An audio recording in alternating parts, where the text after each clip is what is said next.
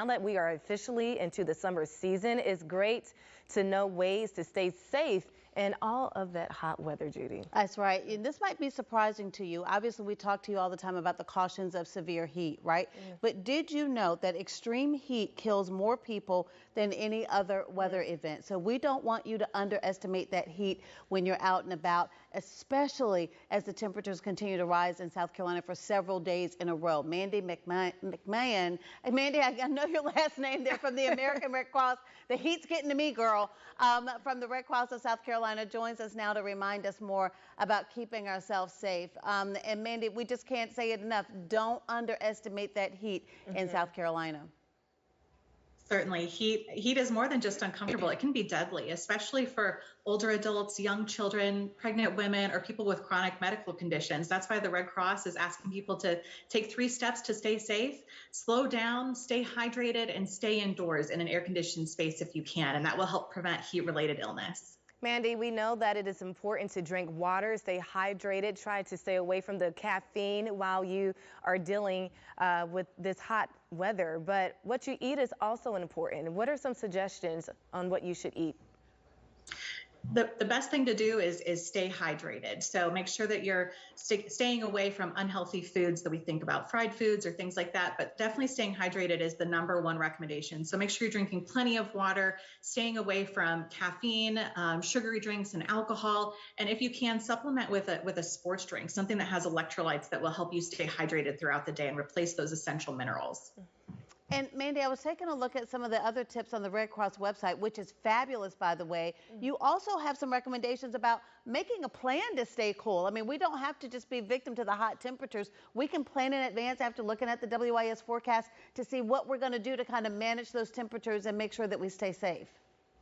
Certainly, we think about people who might not have air conditioning in their home. If you don't have access to air conditioning, try to find a public place that will allow you to spend the day. So libraries, malls, movie theaters, and then certainly you can call 211 to get a list of cooling centers that are open in your area. And as we're dealing with these heat waves, Mandy, we need to know the signs of when we are starting to become seriously ill. What are some signs that you are dealing with a heat stroke?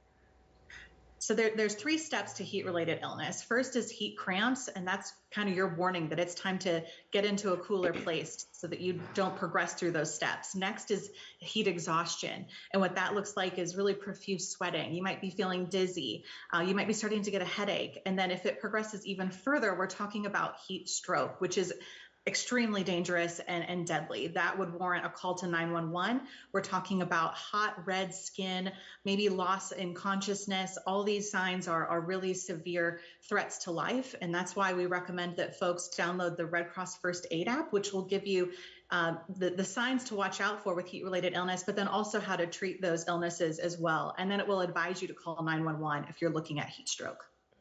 Well, I want you to know I have the First Aid app on my phone. I use it frequently, but it's also a great reminder as you talk about those signs and symptoms to make sure that we each take the time to get trained in some basic emergency skills so that we know what to do and what not to do in an emergency.